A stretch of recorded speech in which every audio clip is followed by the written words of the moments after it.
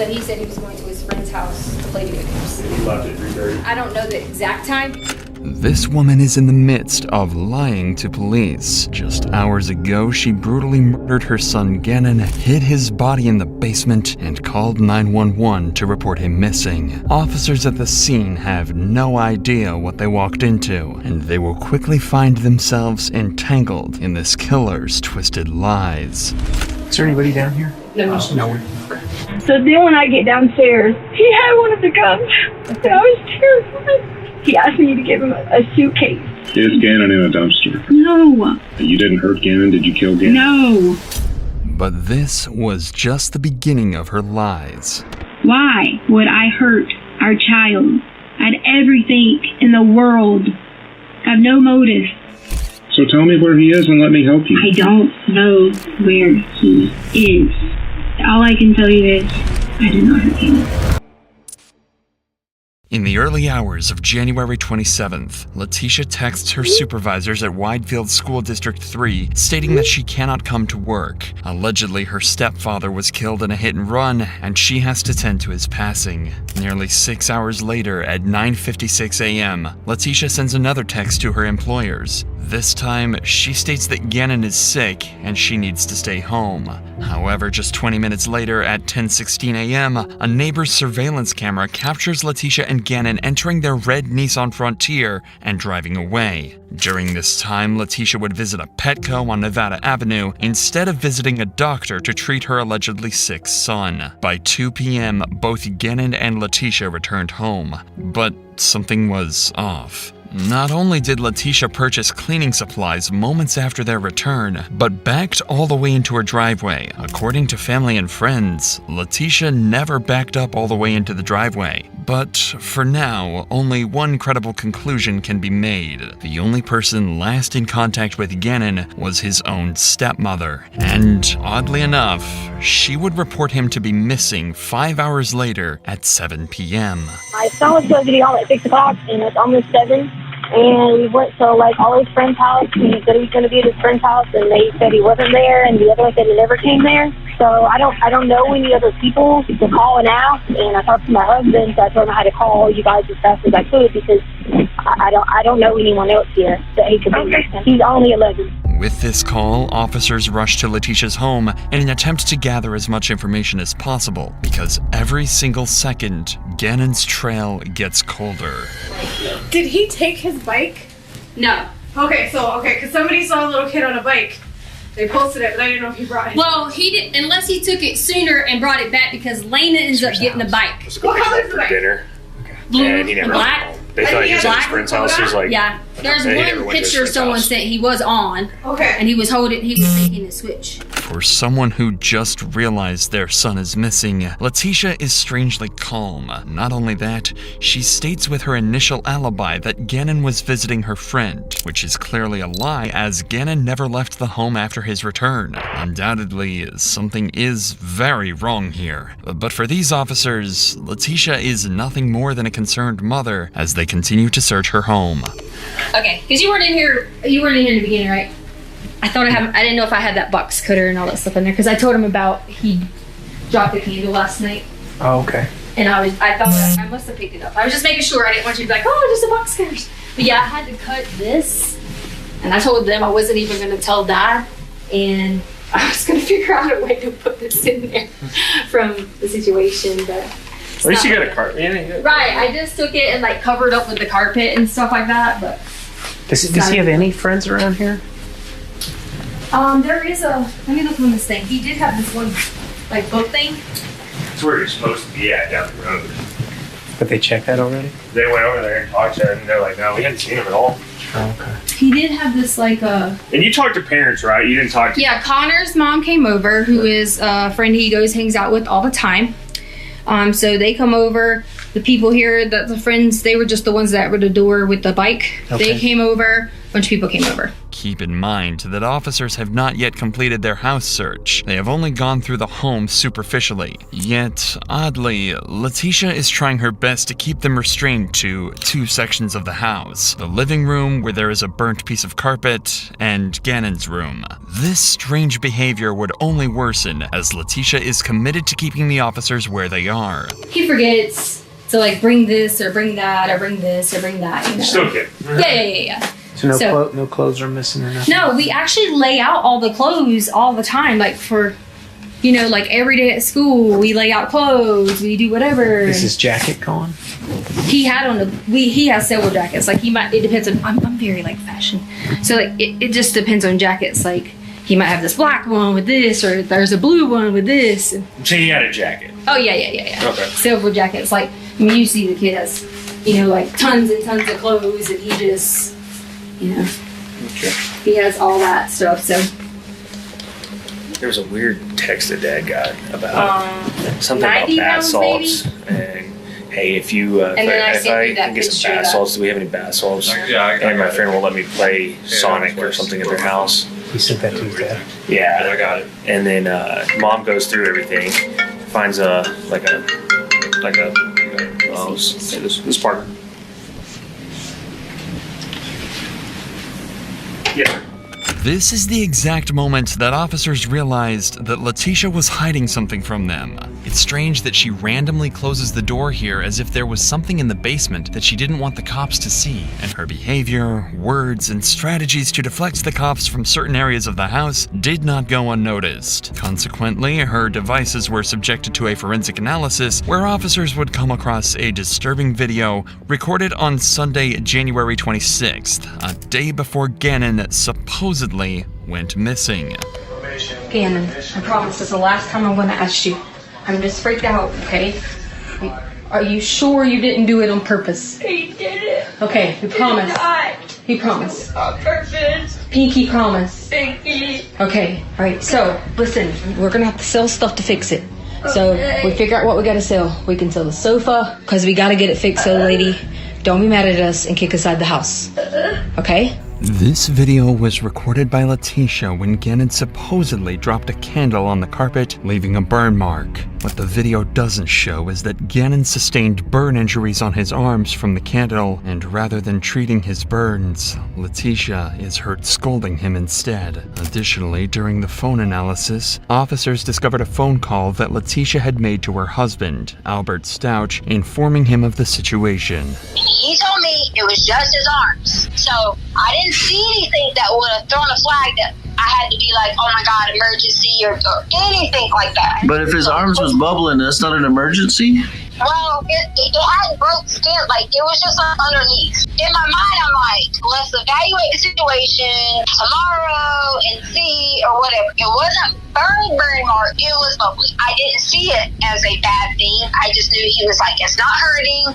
We put aloe on it, and I assumed, okay. As heartbreaking as this call is, the burns described are likely second degree because of both the freezing feeling that Gannon described and the presence of blisters. Things aren't adding up, and the story so far paints a really bad light on Letitia. However, officers need to verify what really happened, as it was after this incident that Gannon disappeared. That's why on January 30th, 3 days after Gannon's disappearance, Letitia was called in for an interview so detectives could understand the circumstances surrounding the situation.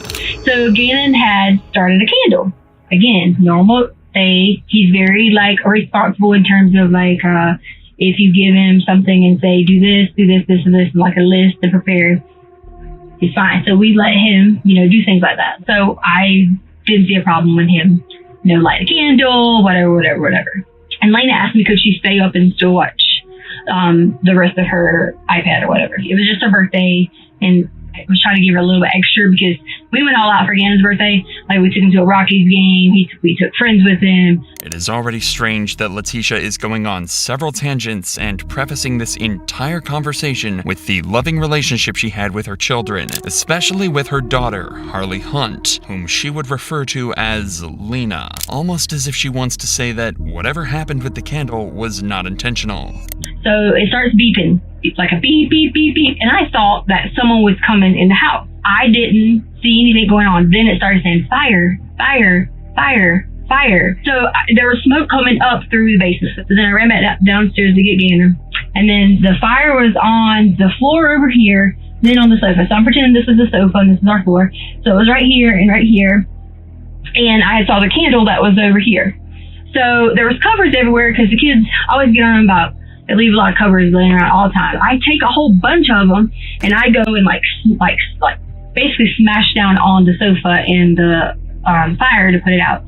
So I got a burn and then I was like, get up again and started running at that point because it wakes him up. He's alert. He's realizing that the covers and everything's on fire, the carpet's on fire, and we all go outside. Essentially, what occurred was a freak accident from Gannon. Due to him accidentally knocking over a candle, a small fire had somehow ignited on the carpet in the basement. This was the same cut-up section of the carpet that Letitia had previously shown officers. But this was odd. Second-degree burns by just a knocked-over candle, especially on both arms, is unlikely, if not impossible. Gannon would have also had enough common sense to run away from flames. After all, it was a slow-moving fire caused by a candle. If this wasn't strange enough, Letitia begins to recount the injuries Gannon suffered, but this time, they would be different from what she told Albert. I was scared because my thought process was Albert is going to kill me. Because I made a mistake as a parent and forgot to really check him down. And he really got a little bit more burned than he should have. So I was freaking out because it's like, he's going to kill me. And Gannon was like, it's okay. And there was blood. And he had on his arms. And as it was peeling, and I should have called. What did he have blood at? I should have called the hospital and just asked, I don't know enough about burns, but I should have called the hospital and just asked, I made a mistake. To quote, Letitia just said more than he should have, and secondly, implied that Gannon was somehow bleeding because of burns, an apparent contradiction to what she told Albert. More importantly, this was a massive slip-up by Letitia, and detectives suspect that this fire wasn't a simple mistake. However, there is no way to confirm this situation as of now, but there is one conclusion that officers can make. Letitia is lying. When a suspect is guilty, they often make major changes to alibis as opposed to someone who is innocent and has little variation in their story. In Letitia's case, she changes major details about the candle incident, especially her response, which was recorded on her phone, which sets off a series of red flags for the detectives as they now believe that she might go as far as changing her original alibi about Gannon's disappearance too, and begin to question her about it. If this assumption turns out to be true, there is a high likelihood that Letitia is withholding even more crucial information. He goes in through the garage. I go in. I'm getting ready to put up the things, stuff like that. As we got inside, I heard something, but I didn't think anything about it because I thought, maybe Gannon was doing something. Maybe we were doing whatever. Mm-hmm. And the guy was in there, and I gave him the code. The guy from the... Yeah, it's all my fault because I gave him our code to fix the carpet. Okay. And I shouldn't have. And then when I walked downstairs, I hear something again. Well, at that point in time, Gannon was on the sofa, and I saw him, and I heard something again, and I walked on around, and he was standing in there. He had on gloves. In the storage closet? Yes. Okay. He had one of the guns. Okay. And I was terrified. Okay. So terrified. And then he just knocked me down and towards Gannon's room, and he was hitting on me. It was hard, on the ground. Okay. He was trying to rape me. Exactly as predicted, Letitia's alibi has changed from Gannon visiting a friend's house to having an intruder break into her home. But this would only be the start of her outrageous lies as, according to her, confrontation with this stranger escalates. And I'm pleading and talking and all these things going on. Mm-hmm. Just back and forth with him. And why are you doing this? Why did you hurt us? Why are you doing these things? And then he was on top of me again. And then I kind of lied out again because he just hit my head again. Oh, really? And then, yes, and then he was he asked me to give him a suitcase. And I gave him a brown suitcase. And then he hit me on the head again. And I right here. He just kept hitting me right there like that. Okay. And so then he did that, and then I blacked out again. I was having panic attacks. And then I don't know what happened from there. I really don't. I don't know. I just know that I did lie. I did. When they came, I did say, get a lift, whatever. You know that. But he never did. He never left to go play. Or I just didn't know what to do, and I panicked in the moment. And I didn't want Albert to be like trying to hurt us, because we kind of get a lot of fights. And I just want you to know that's the only reason that I made up the lie. A simple way to check whether she has been assaulted is using a sexual assault nurse examiner at a local hospital. These are registered nurses who receive special training to collect forensic evidence from assault survivors. Conveniently, Letitia rejected this examination when officers offered it to her. Not only that, but even CCTV footage confirms the fact that no one entered or left the Stout residence after Letitia and Gannon came home. She likely thought that this poorly planned story would absolve her of any crimes. Fortunately, quite the opposite happened. Noticing these contradictions, police officers handed this case over to the FBI, who gathered CCTV footage from neighbors and came to a harrowing realization. The morning after Gannon's disappearance, Letitia rented a Kia Rio for 24 hours and left the house at approximately 8:30 a.m. on the 28th of January. When the car was returned the following day at 8 a.m. on the 29th of January, it had clocked in 955 miles in the span of one day. This could mean only one thing. Letitia had likely murdered Gannon after their return at 2 p.m. and on the morning of January 28th, left to dump his body. While this much is easy to figure out, the exact details surrounding the murder are still not known. This is why 1 month after Gannon's disappearance, on March 2nd, federal investigators called Letitia in for yet another interview to piece together this confusing puzzle of Gannon's disappearance and possibly his murder. Because of the nature of the warrant, it being a murder warrant, we need to know the real story, because you put out quite a few different stories. Not to who? We heard a lot of the stories to Al. To Albert? Mm-hmm. The reason I already knew someone was listening to him, but because of him not ever being supportive, and I tried originally to talk to him when he first got there, that was the only reason I said those things to him, was just because I was out of anger and out of hurt and not being able to have support. It was nothing to do with me saying those things to him was just being what is the word you want to call it? Selfish or facetious or whatever you want to call it. I did have originally initial different thoughts on certain things, and that was me trying to basically read him and try to figure the situations out. So I understand that you may have heard those or whatever you may have heard, and that's okay, because that totally was not. What Letitia is referring to hearing are rumors about the friction between her and Albert. Since he was a National Guard, Albert was rarely home, and Letitia felt he gave little attention to her. This had resulted in instability in their relationship, which Letitia initially denies as being small apprehensions she felt about him. However, when the officer confronts her about odd searches on her phone, she goes into a state of absolute panic. In here I even have what you entered in your phone. The stuff that you've entered and deleted, blood is spurting from an arterial bleed, direct pressure not controlling. What? I didn't look this up. It's from your phone. Blood is what? Spurting from an arterial bleed. No. Somebody did from your phone. I don't like my stepson. No. I don't like my stepson. Should I get a divorce? I'll stalk cheating. I'll stalk Instagram. I'll stalk cheating in Colorado Springs. How to get blood out of sheets. Out of sheets? Mm-hmm. I want immunity. Oh, the blood out of sheets was because we always had always nosebleeds. If I ever looked up blood out of sheets, it was nosebleeds. And I figured it might be something. I didn't ever look up anything about an artery or something unless it went from something else. It's on your phone. And I never looked up anything about my stepson unless someone else did. The searches that the investigator just named would only be a few of the 34 searches that Letitia made between the 25th and the 28th of January, which is the exact time frame that Gannon went missing. Conveniently, she would have an excuse for every single one of them. The reason I brought up gangs is you looked up, I want immunity because it was gang related. And this sounds like me.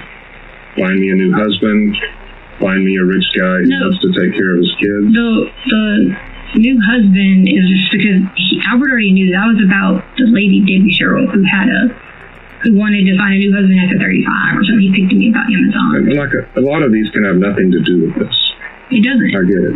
I'm doing all the work for my stepkids and their mom doesn't help. Oh, that bothered me. Yeah. Yeah, I don't blame Oh, yes, because I wanted them to be mine. Like, one day, some people will wish they treated you differently, which I get that. Parenting should be for people, not one. What a societal person might say. I mean, these make me very sad when I read them because I can see you're doing all the work at home by yourself. Which I wanted to be there. Like, I wanted to totally have the kids as my children. That's the point you're not getting. Like, I wanted those kids to be saying to me that I'm their mom. Yeah. Like, I'm the person who cares for them, loves them, everything. If these were not incriminating enough, investigators also found 12 deleted search terms in Letitia's iPhone, all of which pertaining to her wanting to find a new husband and being sick of being with Albert. What do you do if you suspect a person swallowed poison? Did somebody actually swallow poison? Poison? I don't know. I always click things and read them. Did somebody swallow it? No one swallowed any poison. Okay. You will never forgive me and treat me like a princess. You'll never know when it's too late. Oh, yeah. I mean, I always search for things when Albert was gone. What is an Alford plea? Did you figure out what an Alford plea was? Alford plea? Yeah. I think somebody asked me that and I probably searched it. Do you know what it is? Yeah. You remember? What did you remember? I don't remember. I just remember something. Because someone was writing that online. So if anyone wrote something online, I looked it up. Just like the other day, someone wrote something about FBI coming or something, and if I see something online, I always Google. Usually when a suspect undergoes a criminal trial and is found guilty of a crime, they are given a maximum sentence. However, there is a legal loophole to avoid this. If a suspect pleads guilty, yet remains adamant that they are innocent, then they are not given a maximum punishment. Instead, they are given a known punishment for a crime. This is known as the Alford plea. But as always, Letitia has a convenient story for a search as incriminating as this and continues deflecting any and all evidence. Because of this cathartic behavior, the detective decides to reroute the conversation elsewhere. A preliminary investigation of the house found blood splotches covering the rear of the truck, Gannon's living space, and even the cut-up carpet. I've seen the markers from the spray. The spray went from the bed all the way up here. Well, you had to clean it up. I don't know anything about that. It comes from aspirated blood. Okay. Do you know what that means? No. It means that he didn't accidentally do it. Okay. Whatever. So that's what we were waiting on for the warrants, because somebody struck Gannon in the bed. If someone struck Gannon in the bed, thank God we were all drugged then. If that's what you're saying happened. Well, then can you tell me how that blood got on the wall? Sir. That's Gannon's blood on the wall. Okay, well, I guess, sir, if you think you have all the answers, then... You're making me guess. I'm not. You've got the answers. I'm not making you guess, sir. It doesn't work like it does on TV. Have you ever watched Criminal Minds or Profilers? I don't watch any of that stuff, because I don't do bad things to people. You know, good people watch those shows. I don't do any of that. I don't do bad things to people. Right now, you're the last person with Gannon. I don't do bad things to people. I don't. I don't think you do bad things to people. I don't do bad things to anyone, and I didn't do anything bad to Gannon. I think something bad happened to Gannon, and I don't know of a way to get you to tell me about it. When Gannon returned home on the 27th of January, a doorbell camera had captured audio of neighborhood dogs being sent into a frenzy by what appeared to be Gannon screaming.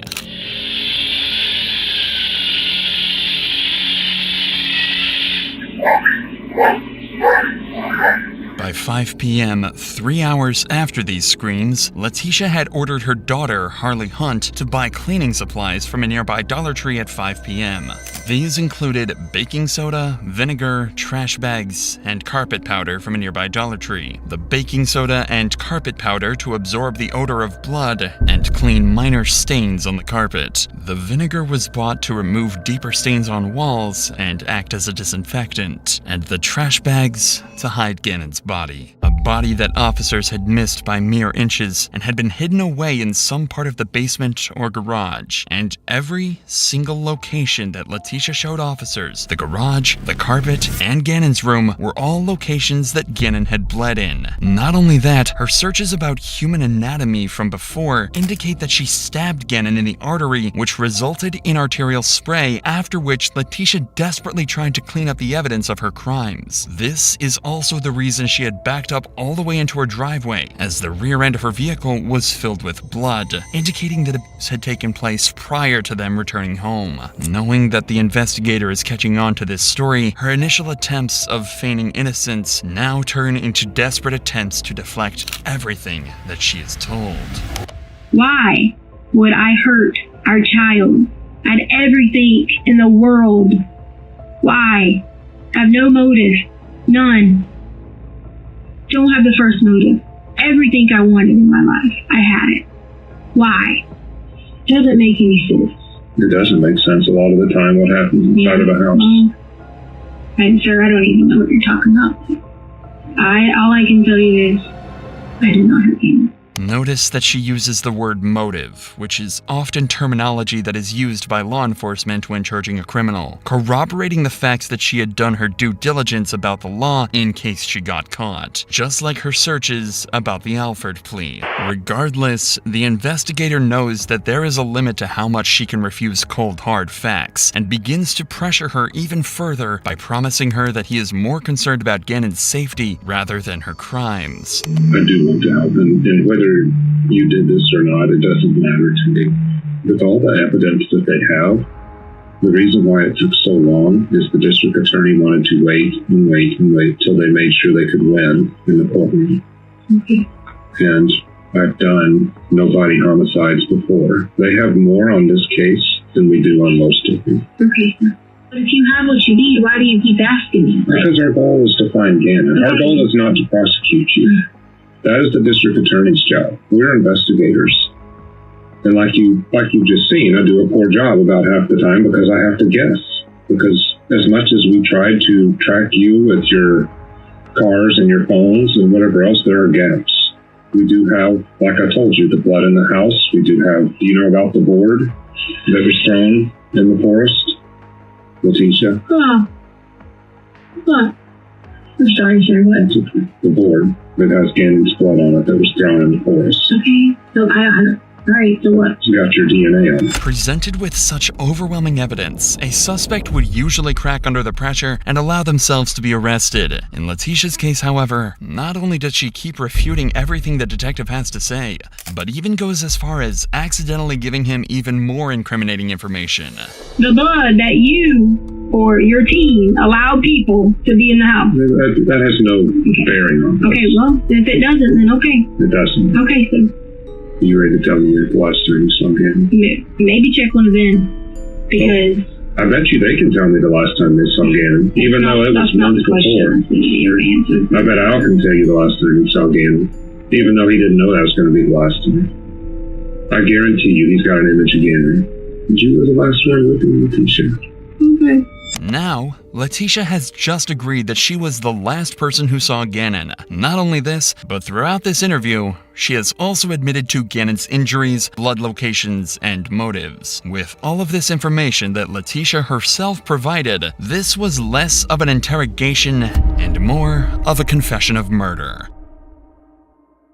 Letitia was a broken individual. She cast aside her husband and 2 children because of 2 major reasons. 1, Albert's job in the National Guard made her resent him and wish she was married to someone better. 2, her extreme inferiority complex towards Gannon's biological mother, Landon Bullard. It was later found that during the candle incident, Gannon had wished for his mom to be present, which sent Letitia into a psychotic break, and she attempted to mask a murder her in the form of an accidental fire. This failed attempt only added fuel to the fire, so the very next day she called in a vacation from work and spent the day brutally murdering Gannon and erasing any traces of her crimes. With these findings, there was no escape for Letitia, and 8 days after this interview, she was officially arrested for her crimes. And while being transported to a county jail, out of pure frustration and insanity, she turns to the only other option she has, becoming a fugitive.